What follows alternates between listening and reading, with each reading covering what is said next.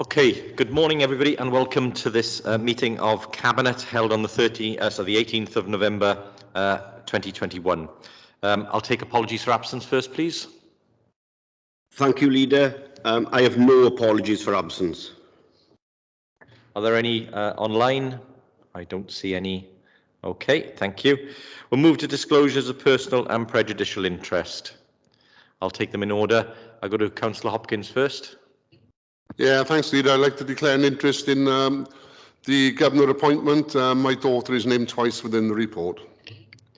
Thank you. Councillor Lewis.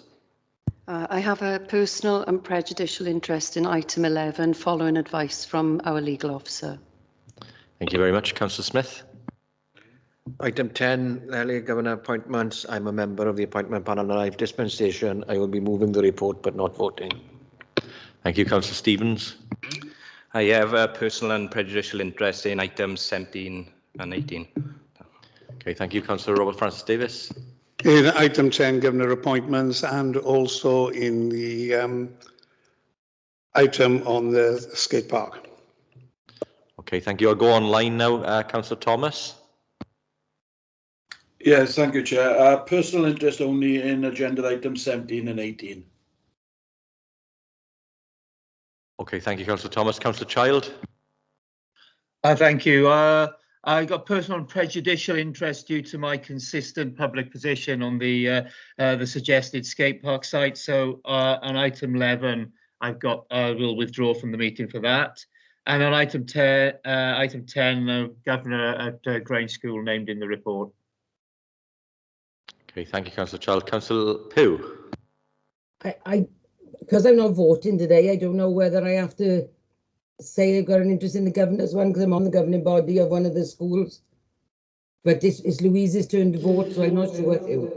I believe it's personal interest only, Councillor Pugh. Okay, thank you. Okay, and I will also be declaring a personal and prejudicial interest in item 11 following advice from the monitoring officer. Councillor Thomas, your hand is back up. Did you want to come back in? Yes, please, Chair. I forgot. On item 10, the LA governors, yes.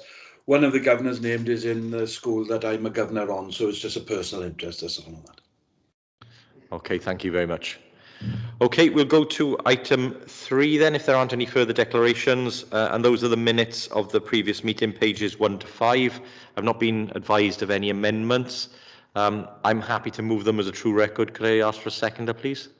Thank you, Councillor Lewis. All those in favour, please. That's carried. Announcements of Leader of the Council. Very, very short announcement today.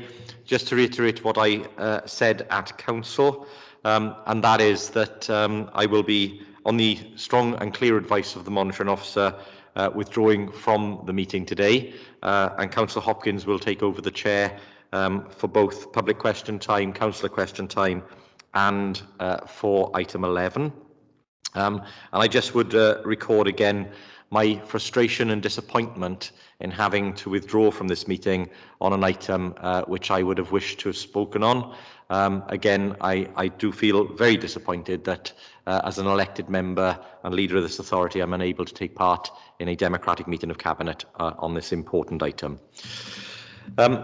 That said, we'll now move then to public question time, and I'll hand the chair over to Councillor Hopkins. Before I do, could I just ask Cabinet's indulgence to move item 11 forward in the agenda to be taken after Councillor question time, so this will be taken as the first report item which Councillor Hopkins will preside over. Is everybody in agreement with that? Okay, and therefore, if there are members who've declared personal and prejudicial interests on item 11, given that we have both public and councillor questions on that item, I suggest all members also leave the meeting at this point.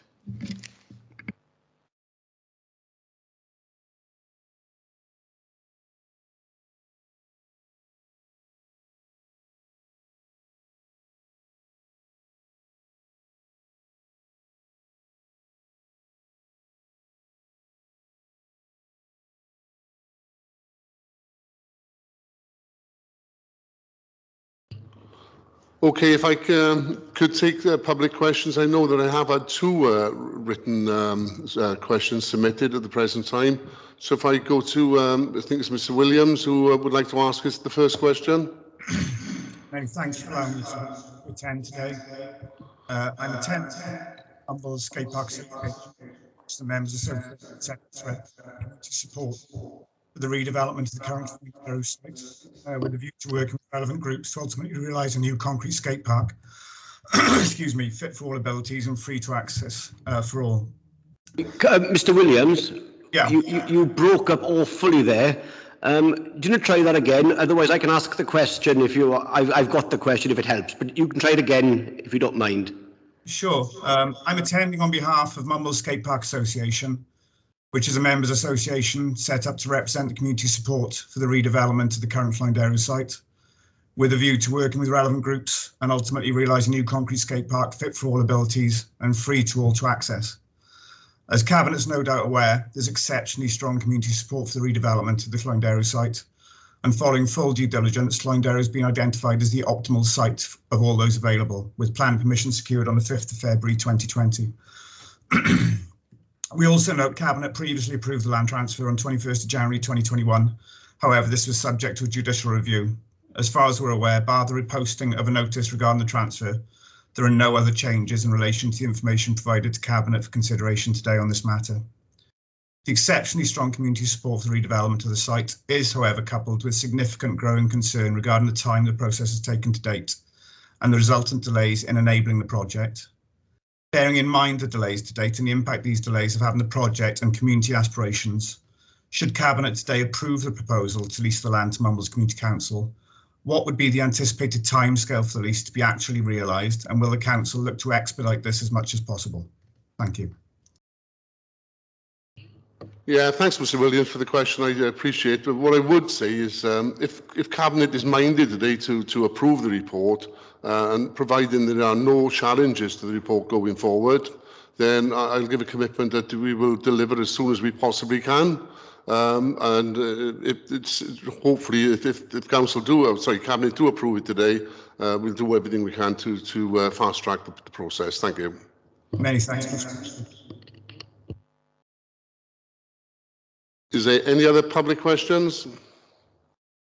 No? Okay. If I then go on to Councillor question time. Can I have a written question in from Councillor Linda Tyler-Lloyd? Councillor Lloyd, would you like to ask the question, please? Thank you. Thank you, Chairman, and good morning, Cabinet. The background to this is that the people of Flindero have asked me to put forward this question, being that you're reconsidering today the siting of the skate park.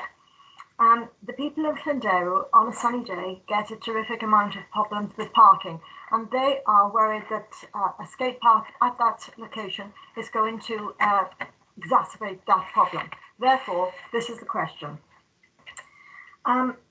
I understand that the Cabinet must consider all the points in the document below and reach a decision with an open mind, having regard to all information set out in this report. So the question is, the residents of Flindero would like to ask Cabinet to consider moving the skate park to the Blackpill site, where there is parking, a safe crossing, food outlets and toilets. And now I would just like to add my own comment, which is that having seen the plans for the new equipment soon to be installed at the Blackpill Lido, the addition of a skate park at this site would make the site an outstanding integrated family destination. That's it. Thank you. Thanks, Councillor Lloyd. What I would say is obviously this has been subject to an independent review of where siting the skate park. And there's been a considerable amount of consultation that's taken place throughout.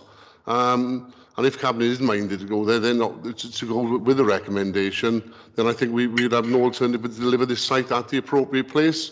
But we've taken all the evidence that is provided before us today. And I know that the independent review did look at Blackpill site and other sites, but felt that this was a preferred site in front of us today. So thanks for the question, Councillor Lloyd. Okay. Is there any other questions from councillors? Yes, Councillor can I Will, ask a question? Councillor Will Thomas. Thank you very much, Chair. In the last, just to, I am a member of Mumbles Community Council, so although I obviously don't have a vote on Cabinet, just any interest there, so just to be clear with that. In the last full council meeting, the leader announced that there was to be funding for extra play and skate parks across Swansea. I'm not sure if Cabinet's aware of the financial position with the skate park MCC is hoping to deliver, but at the moment we have an active lottery grant of £250,000, and obviously there's no guarantee that that lottery grant will be successful. So my question, therefore, is: would Mumbles Community Council potentially be able to access some of the funds put aside for skate parks in the leader's announcement at the last council? Thank you. Thanks, Councillor Thomas. What I would say is obviously that is subject to the decision of the leader going forward. As I say, if we are minded to approve this report, then obviously Mumbles Community Council or others could come in for any funding and make that application, but I can't prejudge that that decision. But yes, they could apply if they wanted to. Thanks. Any further questions? No. Okay. Could I thank Councillor for questions and public? If we now go on to the item before us, which is what I would like to say, it gives me great pleasure in proposing this report to Cabinet today and put forward the recommendations set out on page 227 of the report, and to approve the proposed disposal of the land to Mumbles Community Council. The Cabinet will be aware that the decision made in January to quash the High Court, and since that time, officers have published a statutory public open space notice for 2 weeks and have considered over 1,000 public responses when compiling this report to bring it before Cabinet today. I have spent some considerable time going through this report and have considered the rationale for the decision and the consultation responses and the impact assessment that is highlighted on page 239, which has been updated throughout this process. I would just like to be absolutely clear that though I did take part in the January decision, I've approached my decision, which is to support the report and the recommendations today, in a fresh and open mind, and to what that decision to take the right and proper thing to do. Turning to the report itself, I would like to highlight that over 94% of the responses have been in favour of the proposal, and a full detailed response are contained within the report. I've had regard for the responses received, and particularly the objections to the proposal of disposal, and 4% of the total number of responses are dealt with in paragraph 4.18 of the report. Concerns and expressed are detailed. There's a clear, overwhelming support for this project, and the issues are key to Cabinet to balance the adverse consequences of the loss of open space, having regard for the objections received, against all the advantages of disposing the land. The report recommends to propose the disposal of the land at Mumbles Community Council at a level of undervalue. This is set out in our community asset transfer policy. Our community asset transfer policy is set out to try to empower communities and take control of public ownership land and buildings.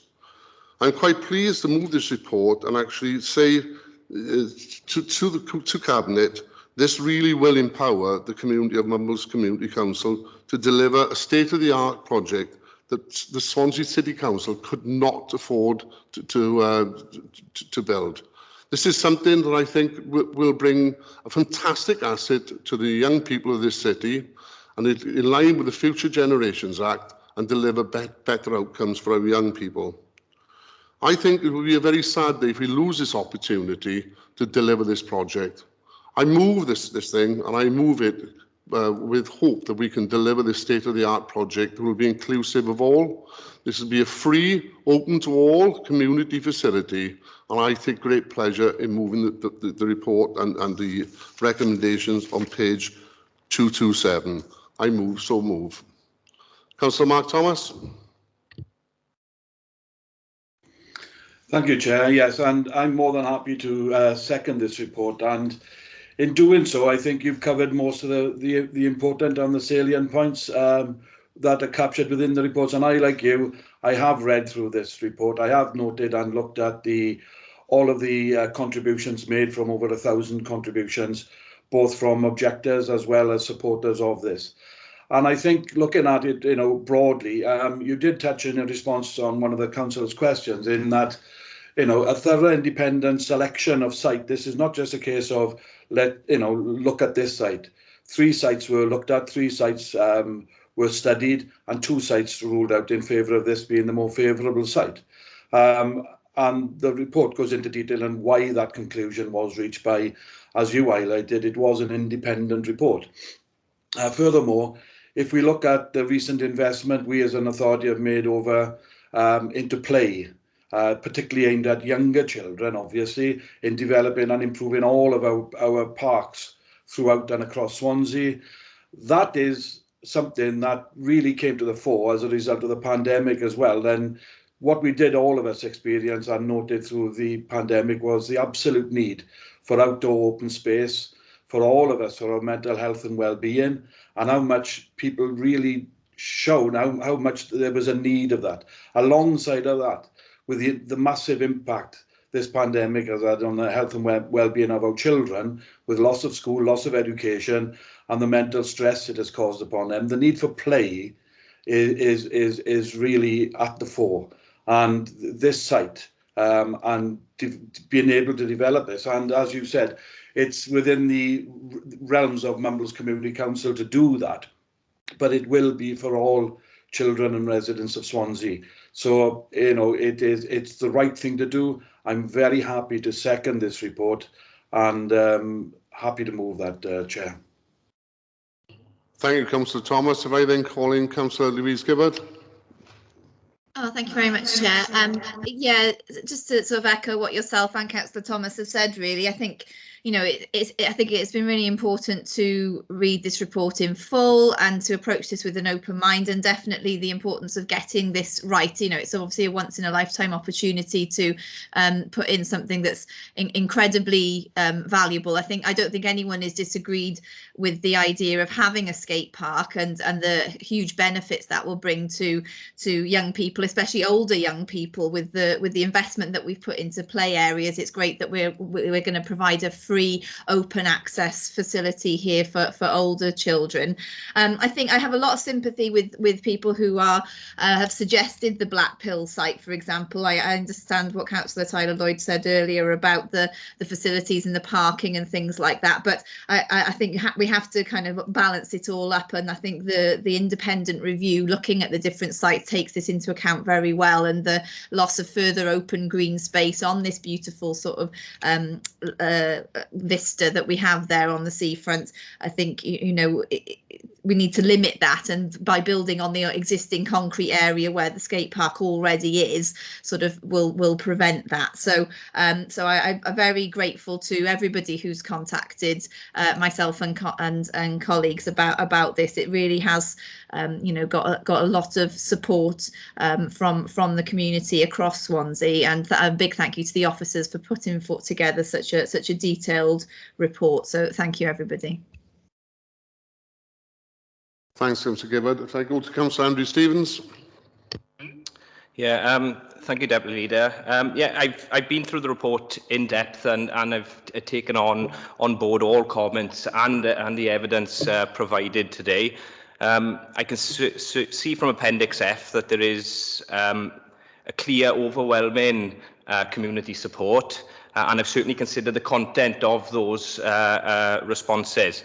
After considering that and all that I've heard here today, I must say I fully endorse and echo the comments made by colleagues, Councillor Thomas, Councillor Gibbard. I see no reason for us not to approve the report before us today. Thank you, Chair.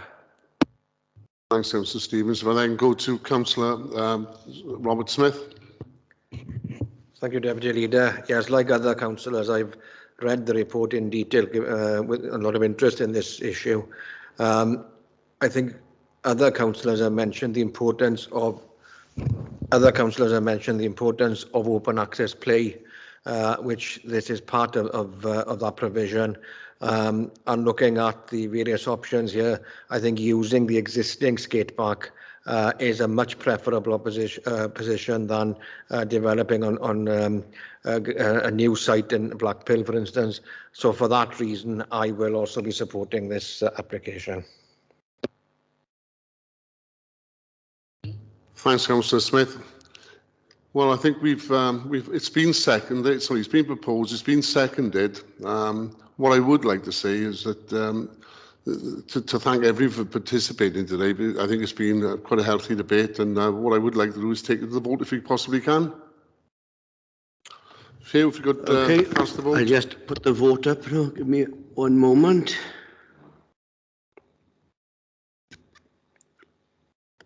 The vote has been launched.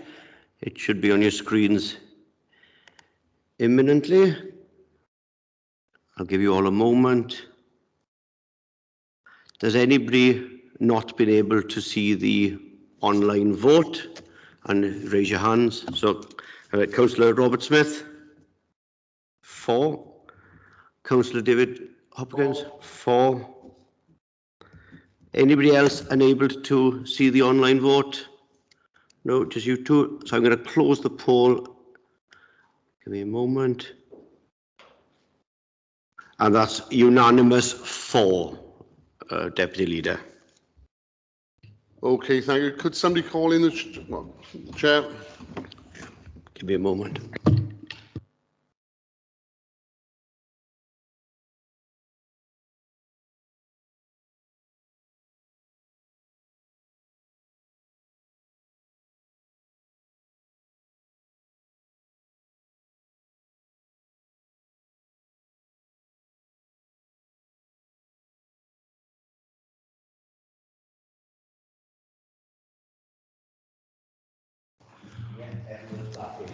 Okay, thank you very much. Thank you, Councillor Hopkins, for chairing those items. We'll now return to the next item on the agenda, which is the climate change progress update, pages 6 to 72. Councillor Lewis.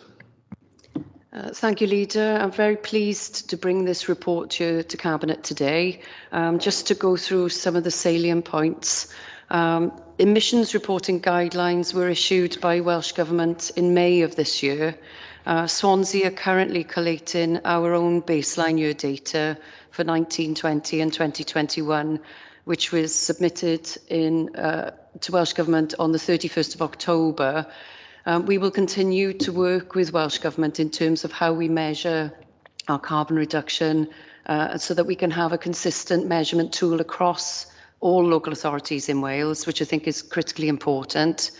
We had an extremely successful survey, considering it was carried out online. We had over 1,000 responses from our employees, from councillors and from members of the public. And it was a resounding result that climate change is a top priority and something that we should be focusing on with the clear message coming forward: go faster and go further. So we've listened and heard that message loud and clear.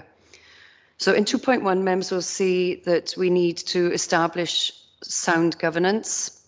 I think it's fair to say that that has been established with working together with public service board partners, the mandatory partners and the wider partnership. We'll have a meeting at the beginning of next year where we will engage with them.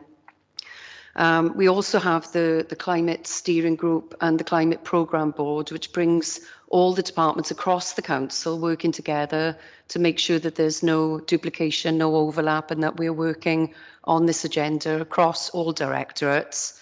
And members will recall at council in November, we passed a notice of motion calling on us to not only focus on the climate emergency, but also to include the biodiversity emergency. And so those boards will become climate and nature boards. It's also important to note that there is a regional agenda in terms of tackling climate change, and the 4 local authorities have progressed a new draft regional energy strategy, which is due to be approved in December if all goes well. So we're developing 2 work streams. The first one is for the council to reach net carbon zero by 2030 and the wider city and county of Swansea by 2050. We're developing a sustainable transport strategy, and I have to pay credit to Councillor Mark Thomas.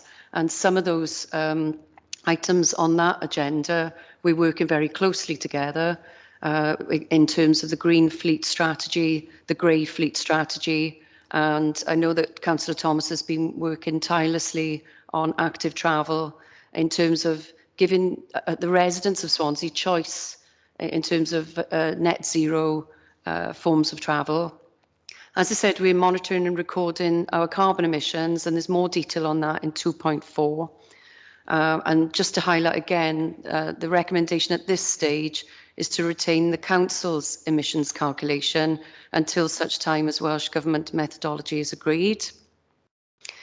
2.5, one of the more important parts of this document, I think, is that we must continue to lobby Welsh Government in terms of seeking additional resources, in terms of accuracy of emissions data recording, to weed out any policy clashes, to address any supply issues and any lack of knowledge and skills within this particular sector, and to try and tackle the limited pool of talent in terms of recruitment in the marketplace.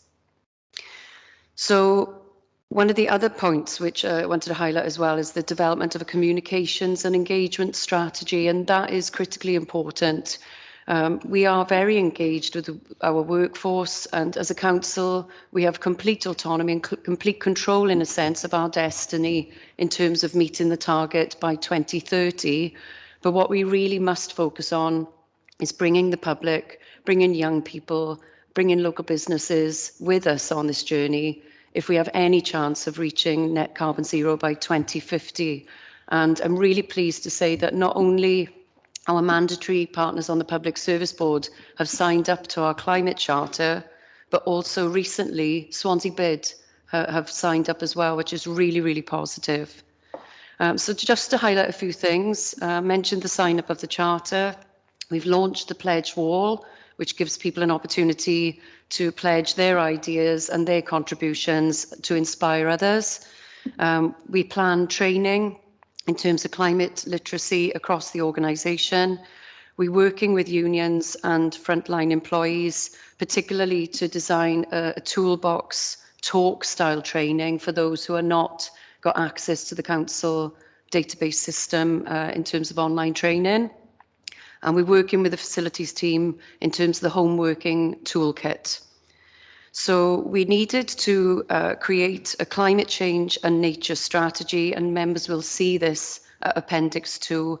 I'm not going to go into any great detail there, but if members of the public want to look at the strategy, they will see all the fantastic work that we've already carried out as a local authority. We're not certainly not at the beginning of this journey. We've been on this journey for quite some time, and there's a lot to be proud of. As it's recognised, there is still more left to do. So the next steps are to amend the governance to reflect the climate and nature alignment with our corporate plan, partner working groups and inclusion of all directorates, to continue to work with public sector partners, to seek approval of the ULEV strategy, to consider amending the corporate wellbeing objectives to encompass climate and nature in readiness for our 2022 corporate plan, to work with CLAW and Welsh Government to ensure accurate data monitoring, to establish performance monitoring targets for 2022 to 23 and recognise what we can do in terms of offsetting, to obtain Cabinet approval for a tree policy, and to continue to lobby Welsh Government to resolve the challenges listed, to name but a few, and there are many more of those next steps at item 3. So very pleased to move this report today, Leader. The recommendations you can see on page 6 of the report, they're quite lengthy, so I won't read them out at length, but members have obviously had the report in advance to read those for themselves. So happy to move the report, Leader, and happy to take any questions. Okay, thank you, Councillor Lewis, for that comprehensive run through. I will go first to members online to see if there's anybody who wishes to come in. Councillor Gibbard, first. Thank you very much. Yeah, I'm very grateful to have been involved in sort of development of this plan, a lot of this work going forward alongside Councillor Lewis, because it's been great to be involved because of part of my portfolio regarding community and equality issues and things like that. So, and I think, you know, I've been really encouraged looking at the feedback from the survey, which was a wonderful response from the people of Swansea, especially highlighting issues that they don't want the vulnerable and disadvantaged in the city to be left behind as we sort of move towards being net zero. And I think we've stressed all the way through that this is very much going to be an inclusive process. And I'm really looking forward to seeing how the engagement continues with our communities, getting more people signed up to the pledge wall. If you have time to have a look at that, it's really good to see the innovative and interesting things that people have been putting forward as their personal pledges. And I encourage anyone who hasn't done that yet to get on and put their pledges on too. So I don't know if you need me to formally second, I'm happy to do that if that's appropriate, and just to thank the officers for the work, because it's obviously so important that we do this together as a city, and it's really encouraging that what we've done so far. Thank you. Yeah, thank you, Councillor Gibbard, and formally second is very acceptable. Thank you. I'll go to Councillor Thomas next. Yes, thank you, Chair. I was happy to come in. I wasn't sure if anybody was going to say it, but now Louise has done it. I was more than happy to do it as well, because I think I just want to make a few comments. Councillor Lewis obviously has covered all the very important points within this and touched on the fact that we're already working together on some of the elements within it. But I just wanted to highlight as well to the public or anybody listening, this is very much, although, you know, I'm closely involved in it and a number are, it's very much a whole authority approach to this. This is one of those few items that we discuss and look upon, which touches on every cabinet member now and certainly well into the future. And this, you know, I want to reassure the public, as well as, you know, us working with third parties. Councillor Lewis listed a number of parties we're already and groups we're working with, and that will continue to expand, I'm sure. But very much this is a whole authority, fully supported by the whole cabinet, and because it is going to touch us all at some time now and in the future. So just want to give my thanks to Councillor Lewis for bringing this forward, and very happy to support it. Thank you for that, Councillor Thomas. I can't see anybody else online. Is anybody in the chamber who wishes to come in? Yeah, I'll come back to you for right to reply in a second. So if not, I'll just make a few comments. Firstly, I mean, obviously, very much welcome this report and the extensive amount of work that has been undertaken across the authority, as you've said, Councillor Lewis, and specifically under your leadership as I think the only cabinet member in Wales for climate change. I also wanted to commend you for representing the council at COP26 recently and doing so remotely. Not taking a jet or a train to Scotland, but actually living the values that we all talk about and we expect the residents and members of Swansea to do. I think, look, we've got a very proud record across local government of leading on climate change, and in fact I think the local government record in Wales is one that can't be matched by either of the national governments currently in terms of action, and I think that needs to be heard loud and clear everywhere, is that we're not new to this party. We have been doing this for some time and have demonstrated our seriousness to tackle climate change. So congratulations on the report, and I'll come back to you for some closing remarks. Thank you, Leader, and thank you for the very kind comments from my fellow Cabinet colleagues. It would be remiss of me not to thank Councillor Gibbard. She has been working with me very closely on the Climate Steering Group. But my thanks to all Cabinet. As Councillor Thomas has pointed out, this reaches every portfolio and impacts on all of us and the work that we are doing. So I pay tribute to everybody with their involvement. Two quick things. I did miss out the engagement that we've had from the Swansea Environmental Forum. They've been very helpful in terms of helping us to formulate our strategy. And also, as you mentioned, Leader, I had the pleasure of speaking at COP, promoting the fact that we are the first local authority across the UK to sign up to the One Planet Standard, which is a completely independent review of all the actions that we are taking. And it's a hugely positive step forward. So my thanks for the reminder on that. And we look forward to working with One Planet going forward to measure our outcomes and learn and share any good practice as well with other local authorities. So that's a really fantastic opportunity. So my thanks to you all. Thank you very much. So the report has been forwarded and seconded. The recommendations, I believe, are on page 6. So if Mr. Evans can launch the form, please, that would be great. And can I ask you to vote electronically? And if you're unable to do so, then we'll come back to you for a physical vote.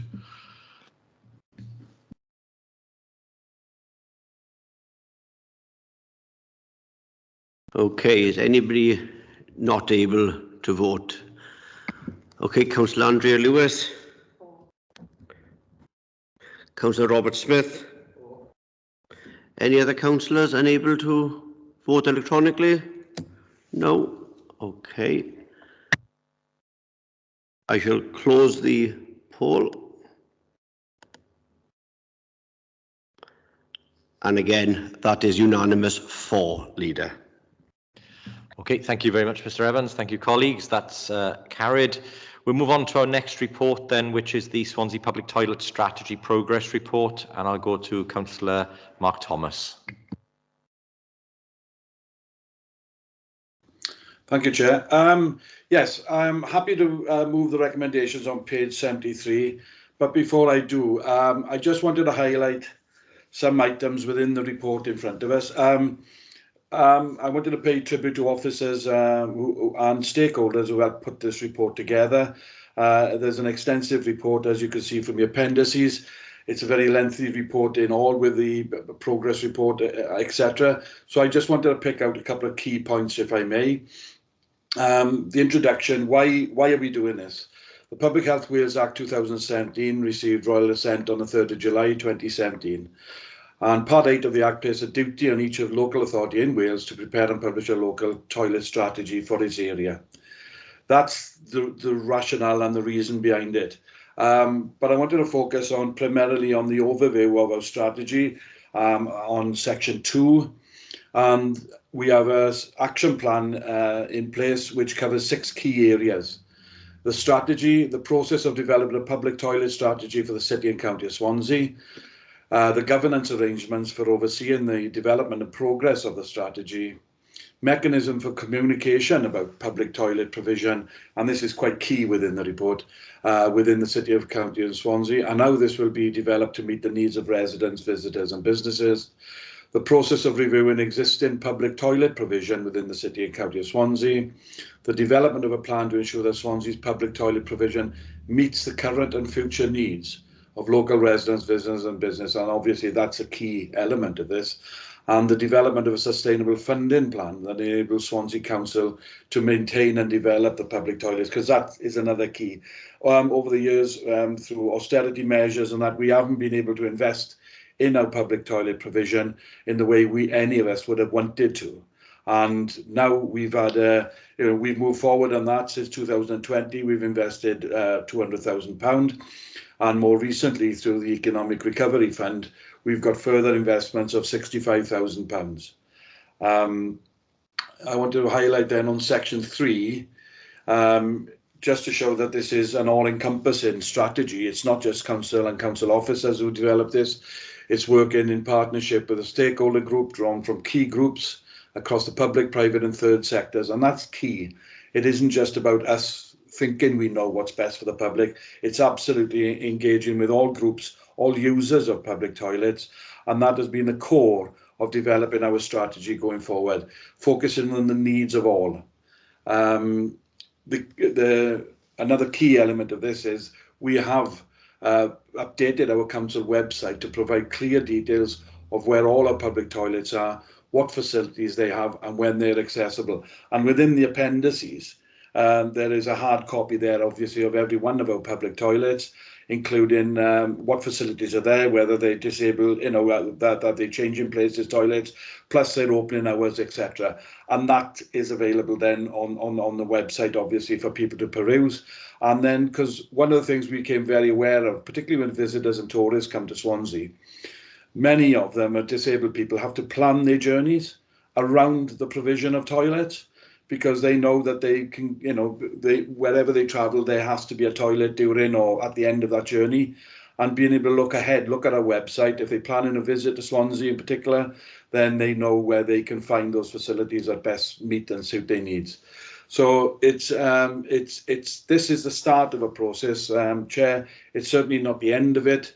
And Section 3 goes on to, particularly Section 3.81 talks about where we've developed an action plan and further plans where we want to take this forward. We're not resting on our laurels. This is, as I said, this is the first formalising of this, but we've got plans to, improve our toilet provision. And again, a key point as well is it's not just about public toilets that we provide. There are toilets in buildings that can also be made available to the public. We're trying to work with businesses to make sure, that they can, that the public can use their toilets in places like restaurants, hotels, our libraries, for example. So it's going beyond just the core provision of what are perceived as public toilets. So it's publicly available toilets as well. So as I said, the report is lengthy and goes into great detail. Happy to take any questions on it, but happy to move the report, Chair. Thank you, Councillor Thomas. Yeah, very, very important subject that comes up a lot with the public, as you know. I'll go to Councillor Childs next. Councillor Child. Yeah, thank you very much. Thank you, Councillor Thomas, for this report. Very welcome. I'd happily try and second it. Public toilet access to toilets is a key to accessing anything else around Swansea. It's a key for all citizens of Swansea to be able to enjoy our facilities, our environment, and to get around and have a good life. And the ability to access toilets and know where they are, know what facilities they've got, where they're well signposted, you can get in them, and you can use them, and they're pleasant environments. I think it's the extra spending you've announced on keeping toilets clean on the beaches and that sort of thing is very welcome, because they also give a major impression of Swansea to any visitors. The public facilities like the toilets as well. So I think it's very important that we continue to consult with various user groups as well, because, as you say, they're experts in their own needs and the facilities that can meet them as well. So going forward, that's really important. And yeah, I think it's people's. We want a place where people age well in Swansea as well, and older people are particularly aware of the need for toilet facilities and the restrictions, the lack of them put on their ability to their well-being. So I welcome this report, and we've got a way to go, but it's certainly a very good step in the right direction. Thank you. Thank you very much, Councillor Child, and thank you for seconding that report as well. Councillor Francis Davis. Yeah, I welcome this report and really thank Councillor Mark Thomas for bringing this report. Then my portfolio, the city centre, comes under it, and it is extremely important that people, when they visit, can find toilets that are accessible to them. Sometimes businesses have a reluctance to let people use them. But I believe that where we got all public buildings, we should have public toilets accessible. One thing as a service that we provide is one thing is guaranteed that every one of us will need to use daily, our public conveniences, and therefore it's important that we have a strategy that people can access them easily. Now, on our tourism areas, when people visit our bays, it is important. It's nice to see the change in places, one down in Caswell being well used, and other facilities around our bays. So for our tourism industry and for the people visiting the city centre, and also in our urban community areas, it's only right that we have good public toilets that are clean and tidy, and changing places as well, so that parents can actually take their children in to use the facilities that are greatly needed. So I really welcome this report. Thank you, Councillor Thomas. Yeah, thank you, Councillor Francis Davis. And as Councillor Thomas and others have alluded to, it's not just the provision of additional new toilets, which will be coming as part of the redevelopments, but the restoration and reopening of toilets in places like the Marina, in Gorsainon and elsewhere, and of course the upgrade programme, which Councillor Thomas also alluded to in terms of enhancements to the existing toilets. So again, very pleased to see this report here. Councillor Thomas has moved the recommendations on page 72, and they've been seconded. So if I can ask Mr Evans to launch the vote, please.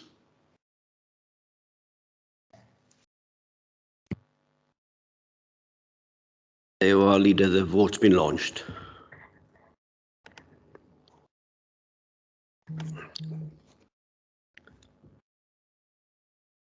Has anybody not been able to use the poll online? If you could raise your hands. Councillor Robert Smith. 4. Any other councillors? I can't. I'm going to close the poll then.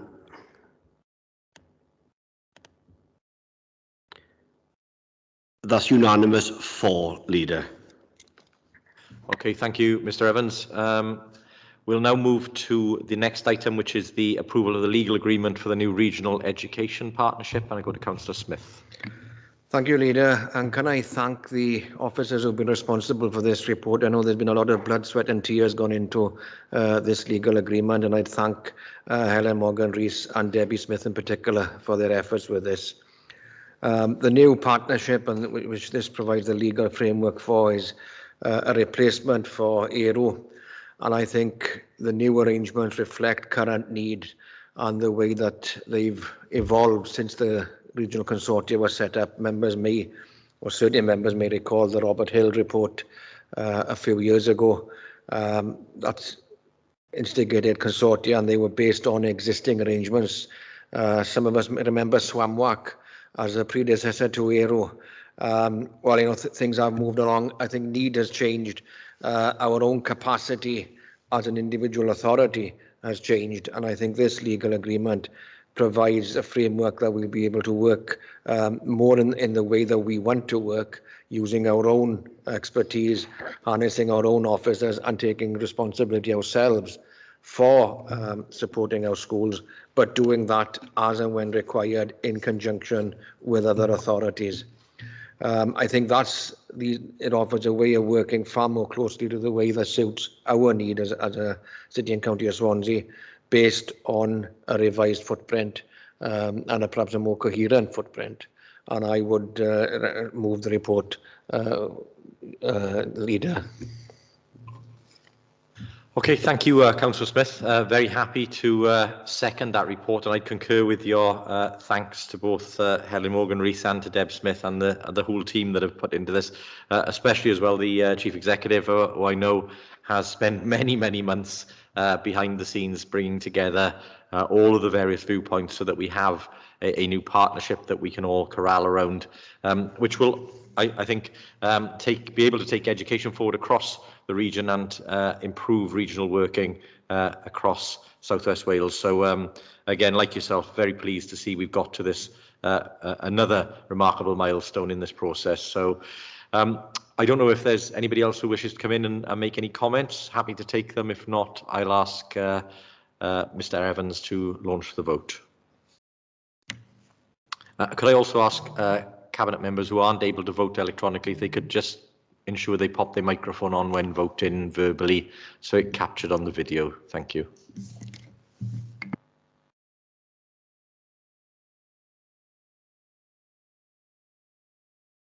Okay, the vote has been launched. If anybody's been unable to vote electronically, can they do it verbally now by using their microphones? Anybody? So that's good. I'll close the poll. And that is unanimous for, Leader. Okay, thank you very much. Thank you, colleagues. And we'll go to the next item, which is the local governor appointments group. Local government appointments. Councillor Smith again. Oh, apologies. Pause a second whilst members who declare an interest leave the chamber. Can I also remind you to disconnect your devices if they are still connected, so that the video captures you also leaving remotely.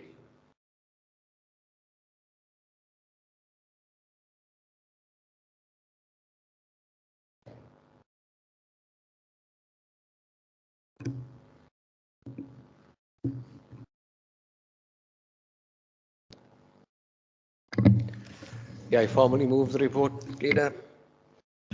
Thank you, Councillor Smith. Formally second. If we could launch the vote, please, Mr. Evans. Thank you, Leader. The vote has been launched. I have not been voting in this. No, I'm sorry. Thank you. Okay. Has anybody been unable to vote? No. Excellent. I shall close the poll. And that's unanimous for. Thank you very much, Leader. Okay, thank you very much, colleagues. We'll just give 2 seconds for the members to rejoin us.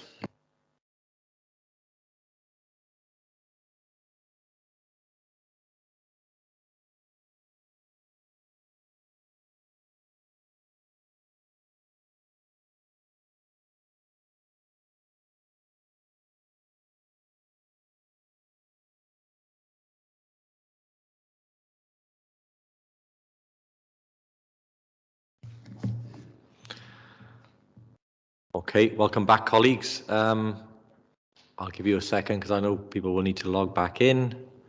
Thank you. I think we're all in now, remotely and in person. So we'll go to Councillor Lewis for the next one, which is the Disabled Facilities and Improvement Grant Programme 21-22.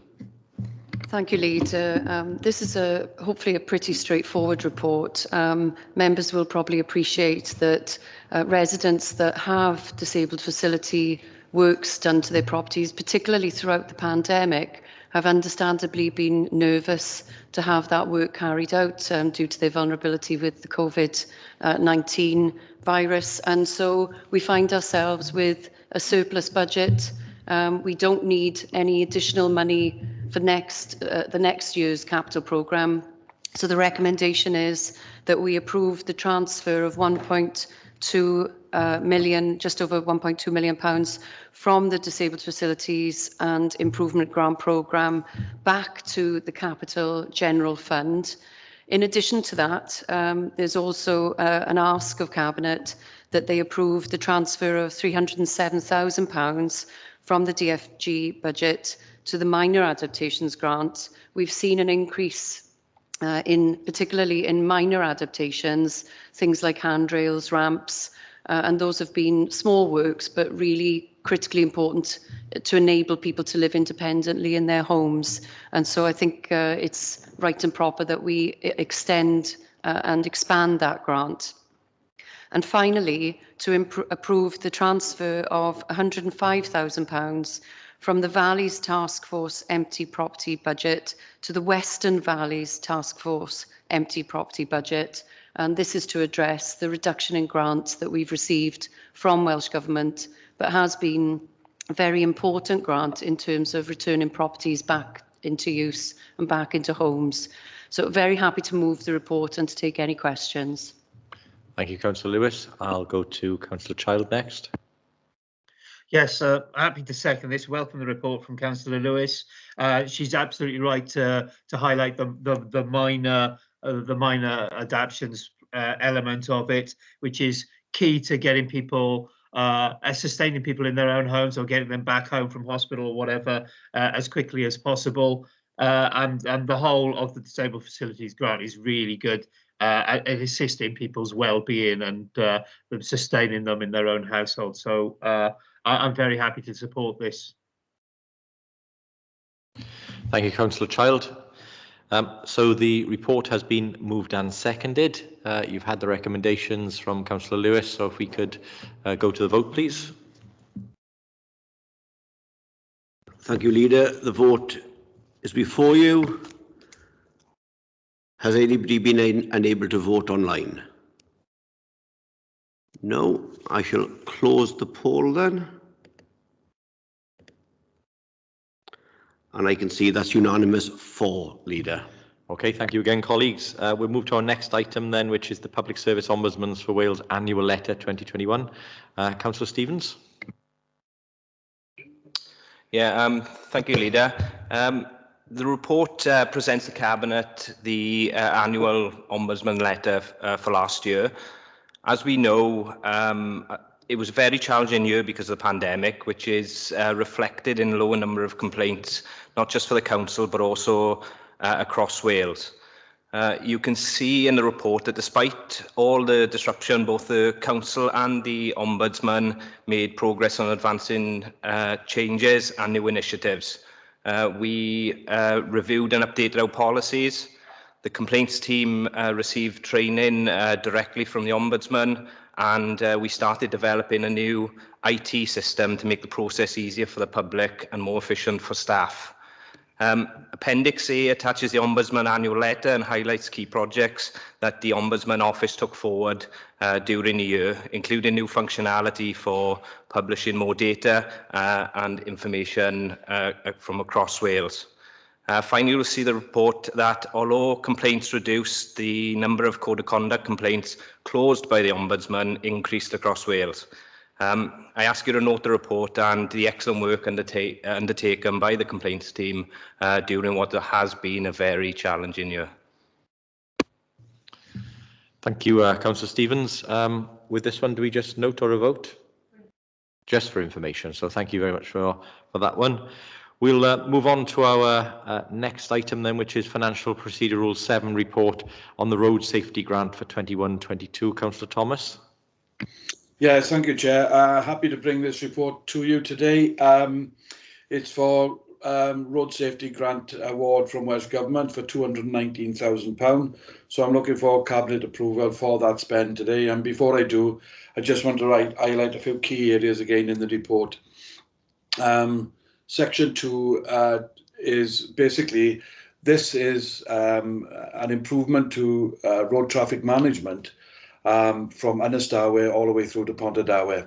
It's a little bit unique in the sense that this actually extends beyond the county border of Swansea and into Neath Talbot. But it's unusual, but everyone who knows that road realises that the road doesn't end on a county border. So for this to work, and it's about the installation of average speed cameras on 2 sections of that road, because they have been found by far to be the most effective way to protect lives on our roads throughout Swansea. So that it has to straddle across the border. We will be the lead authority with that, obviously in full cooperation with Neath Talbot as well. It is in conjunction with the installation of average speed cameras, we will be reducing the road from its current 60 miles an hour to 40 miles an hour. And that's based on, the grant is available to us because it's measured by a set of criteria, and particularly, for this stretch of road, unfortunately, it has a significant amount of injuries associated with it, and 1 or 2 fatalities as well. So, unfortunately, that's what leads to the extra funding that we're able to.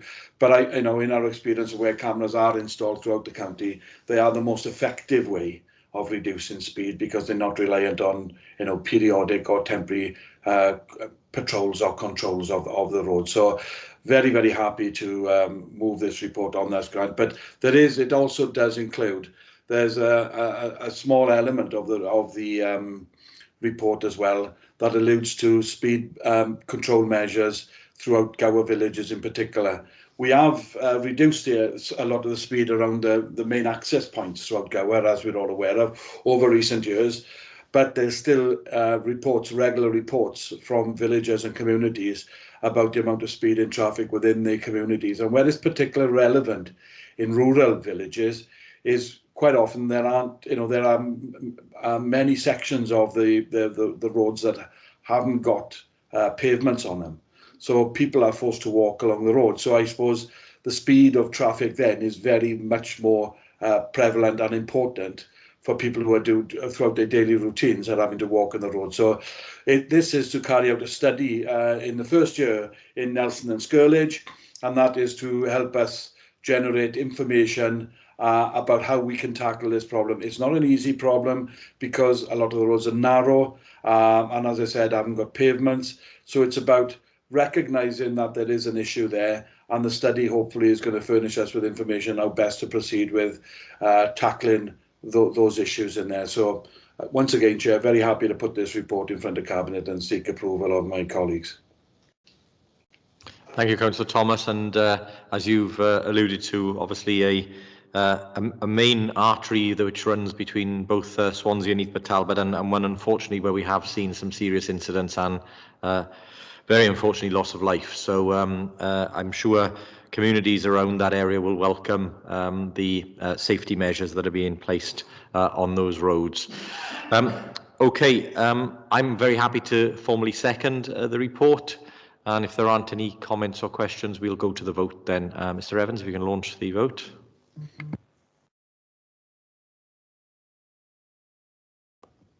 Thank you, Leader. The vote has been launched.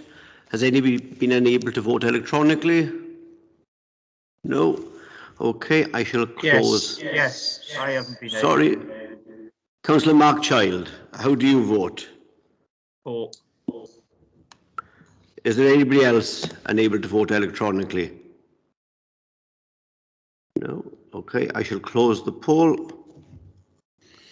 And again, that is unanimous for, Leader. Okay, thank you, colleagues. On then to another Financial Procedure Rule 7 report, Safe Routes in Communities Grant 21-22. Again, Councillor Thomas. Yeah, thank you, Chair. Again, another, happy to bring this report, further funding from Welsh Government for this, critical scheme. It follows on the success of the scheme that we implemented on safe routes to schools in Gorsainon area last year, and that has been very successful to date. And it's akin to that and very attuned to, and a similar approach to what we did in the Gorsainon area. For that, it's a significant grant of £283,200, and it's been we've been successful in getting it on the back of prepared the advice from Welsh Government and officers who put this bid together. I'm very grateful for the work that they've done. There's a lot of work goes into securing these grants. It's not just filling in a form. There's a lot of data, a lot of information, a lot of speed survey work, collating incidents, accidents, etc., etc. And it is done in conjunction with education and road safety officers, health and safety as well. And unfortunately, the only unfortunate thing is we can't do it around all of schools at the same time. But this is something that we work towards, and we go down a priority listing. The key reason here for it to be Gowerton is that we've got two comprehensive schools so close to each other. Most of us would be familiar with the layout there. So when it comes to school, starting and finishing times, extremely busy area. It's also, Gowerton is a major commuting route as well, on both centres, well, including the centre of the village as well. So the main traffic calming measures will be focused on the main commuter routes of Cecil Road, Sterry Road, Gorwydd Road, and that's where the concentration will be. But as I said, it'll be a similar approach as we used in the Gorsainon scheme last year. And I'm more than happy to put this forward for recommend to the Cabinet Chair, and hopefully my colleagues again will support on this. Thank you again, Councillor Thomas. Very happy to formally second. Go out to comments or questions from anybody, either online or in the chamber. If not, Mr. Evans, if you wish to launch the vote, please.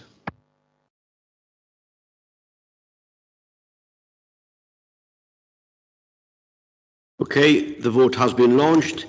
Has anybody been unable to vote electronically? If you could raise your virtual hands. I can't see a problem with anybody, so I'm going to close the poll. And that is unanimous for, Leader. Thank you very much. We've got then agenda item 16, which is the advice of the monitoring officer. I'm going to go to the monitoring officer for some further clarification and additional information on this, because it's more than we would normally see as a report, because there are more than one section to apply, but the monitoring officer will give us that information. Thank you, Leader. The recommendation is that you exclude the public from agenda items 17, 18 and 19 on the basis of paragraph 14 of the legislation. Paragraph 14 just relates to financial and business affairs of a third party. But there is an additional paragraph that you can rely on in relation to agenda items 17 and 18. And that is paragraph 16, which relates to legal privilege. Legal privilege is not subject to the public interest test, and it will be a matter for Cabinet as to whether or not you waive that legal privilege. I would not advise you to do that. The legal advice is quite extensive, and it is set out on page 304 of agenda item 18. So my advice remains that you exclude the members of the public when you're discussing agenda items 17, 18 and 19 on the basis of both paragraphs 14 and 16. Okay, thank you, Ms Meredith. That's very, very clear advice. I've got Councillor Francis Davis indicating. Due to the legal advice we've given, I would move that we accept this advice. It's sound advice, and that I so move. Thank you, Councillor Francis Davis. Yes, I think very, very clear advice. So can I ask all members if they're in favour? Okay, thank you. If you could show your virtual hands or real hands, that's fine. Yeah, that looks unanimous. Okay, thank you. Then we will proceed on the basis that the public are excluded from the meeting for the reasons outlined, and I'll just wait 2 minutes for Mr Evans to pause the recording.